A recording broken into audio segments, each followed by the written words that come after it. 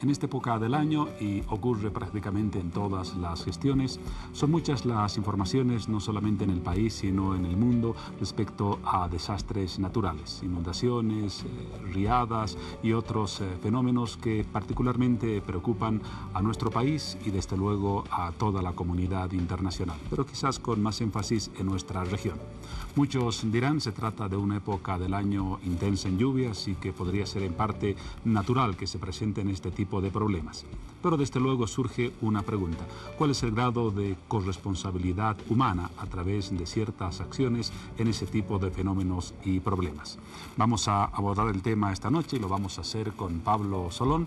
Él es director de la Fundación Solón, es un especialista en cambio climático y ha realizado varios estudios sobre esta temática y particularmente sobre la deforestación, que lo comprobarán ustedes en el desarrollo de la entrevista, tiene una cuota de participación en los fenómenos que he mencionado. Pablo, buenas noches, bienvenido.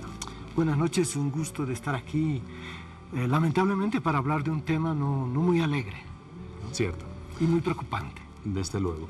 La reflexión que formulaba al principio, o la pregunta para ser más preciso: ¿cuál es el grado de responsabilidad o de corresponsabilidad humana en los fenómenos de desastres que hemos visto en estas últimas semanas? Concentrémonos en el caso de nuestro país: inundaciones, riadas, deslizamientos. Bueno, en Bolivia y a nivel mundial, cada año estamos viendo más desastres naturales. Los científicos predicen que el próximo año va a ser peor que el actual y que de aquí a 2 años se va a agravar aún mucho más la situación. O sea, no se trata de los desastres naturales que normalmente han ocurrido a lo largo de millones de años, sino que tienen que ver con que la actividad humana está acrecentando estos desastres. ¿Cómo los acrecienta? Y sobre todo, no sé si empiezo o no. ¿Cómo afecta la deforestación al incremento de los desastres naturales? Cuando se deforesta, lo que ocurre son varias cosas al mismo tiempo. Los bosques son como las bombas de agua que bombean el agua a la atmósfera. Cuando no hay bosques, en general lo que vamos a tener es mayor sequía, mayor calor en el ambiente, vamos a ver desertificación en la tierra. Entonces, acabar con los bosques contribuye a la sequía. Pero también un bosque es una suerte de defensa cuando llueve mucho, porque agarra la tierra. Absorbe la humedad. Absorbe y agarra la tierra. Sus raíces hacen que la tierra no se deslice. Los desastres, por ejemplo, que nosotros hemos visto de deslizamientos de tierra en carreteras, se deben a que arriba de la carretera se ha empezado a deforestar. Y entonces, al no haber árboles con raíces que están sujetando la tierra, esa tierra es mucho más deleznable y suelta, y cuando llueve, pues baja, se desliza y va contra una carretera con los desastres que tenemos. El análisis formulado entonces nos lleva a hablar de la deforestación. Entiendo que hay estadísticas de verdad alarmantes respecto al grado de deforestación que se presenta en nuestro país. Algunos estudios hablan de que Bolivia se encuentra entre los 10 países del mundo con mayor grado de deforestación. Otros sostienen que estaría entre los 3 primeros, tomando en cuenta un indicador per cápita. ¿Es así de crítica la situación en Bolivia? Es crítica. Si vemos el tema a nivel per cápita, Bolivia está definitivamente entre los primeros países que tienen deforestación. Ajá. Si vemos en términos per cápita, Bolivia está entre los primeros países que tienen deforestación. Según datos de la ABT, datos oficiales... La Autoridad Boliviana de Tierras. La Autoridad Boliviana de Tierras. En el año 2012... teníamos unas 120.000 hectáreas deforestadas de bosques en Bolivia. El año 2016 hemos llegado a 297.000 hectáreas de bosques deforestados. Es decir, se ha más que duplicado la cantidad de deforestación en Bolivia entre el 2012 y el 2016. La pregunta lógica es ¿qué actividades están generando ese fenómeno de la deforestación? ¿La agricultura? ¿Qué otras más?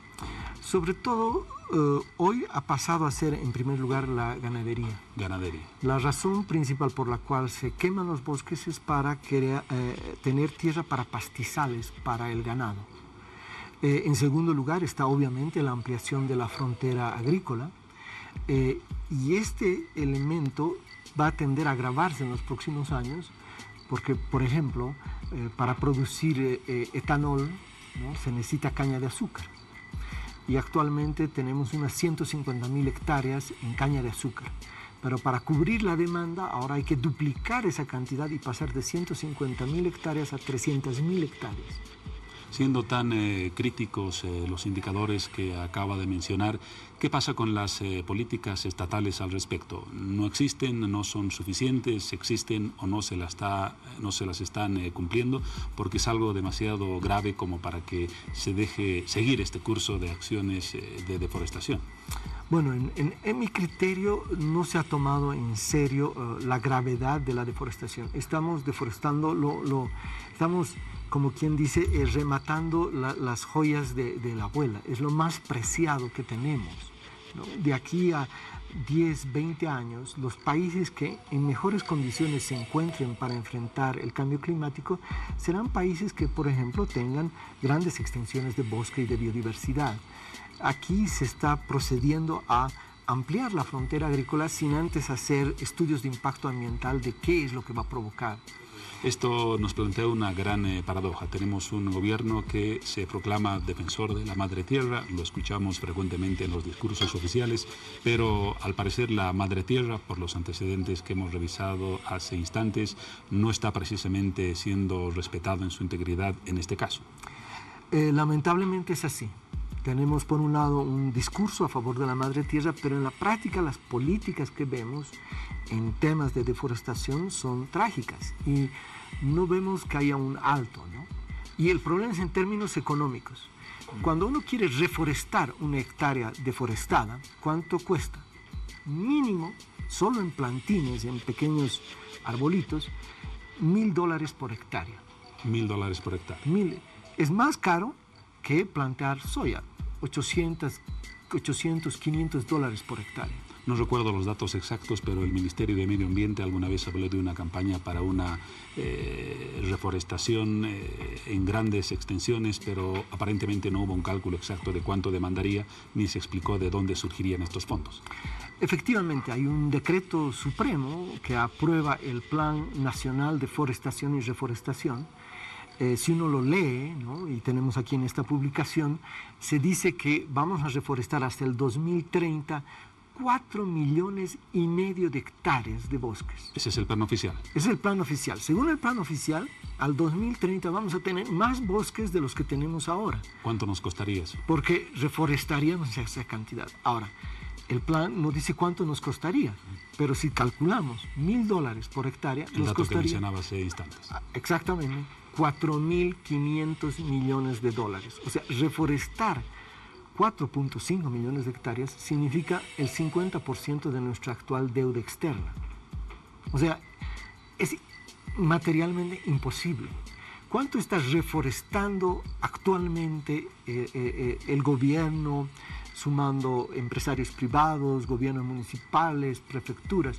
Por año, en el mejor de los casos, estamos en 15.000 hectáreas.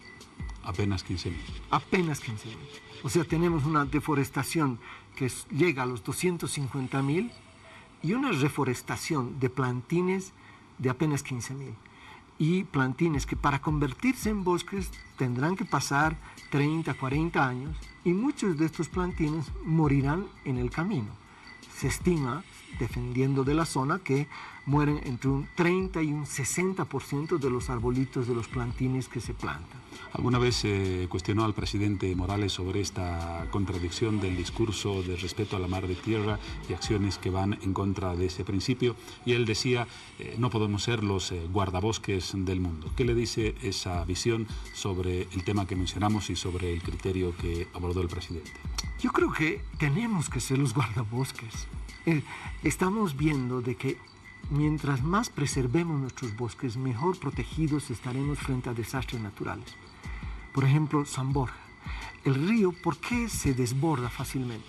Porque se deforestó alrededor del río. Entonces, el río puede fácilmente inundar e irse a un lado o a otro lado. ¿Por qué tenemos temperaturas tan altas en el Chaco, ¿no?, que están superando los 40 grados centígrados? Por la altísima deforestación que ha habido. Hay imágenes de vacas, de ganado, que se está muriendo por el calor. Y eso es porque se llevó adelante una deforestación extrema. Entonces, definitivamente yo creo, tenemos que ser los guardabosques, tenemos que aprender a valorar lo que significa precisamente esta biodiversidad tan exuberante que tiene nuestro país. Para concluir, Pablo, los indicadores y datos que hemos mencionado parecerían llevarnos a una actitud de pesimismo. No hay acciones reales en el Estado para frenar la deforestación, está avanzando constantemente, no hay suficientes acciones para una reforestación que compense la deforestación que se está ejecutando. ¿Debemos ser pesimistas y resignarnos a este panorama, o cuál debería ser nuestra actitud en los próximos años? Yo creo que mucho dependerá de la ciudadanía, de los bolivianos. Yo creo que no es tarde. Todavía tenemos más de 50 millones de hectáreas de bosques. Si tomamos conciencia y hay una efectiva presión desde la sociedad civil, yo creo que podemos parar estas políticas que están fomentando la deforestación y promover otras políticas de, por ejemplo, agroforestería, de convivir con el bosque, de no verlo al bosque como un obstáculo para el desarrollo, sino como un elemento vital y central del desarrollo. Pablo Solón, director de la Fundación Solón, experto en temas vinculados al medio ambiente y al cambio climático.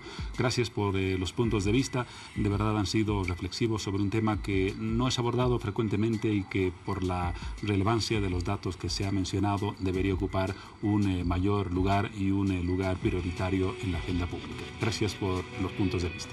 Muchísimas gracias, y una invitación a todos los que quieren tener más información. Tenemos esta publicación en la Fundación Solón y allí la pueden conseguir a apenas 2 bolivianos. Muchísimas gracias. En consecuencia climática, el título de la publicación. Gracias una vez más.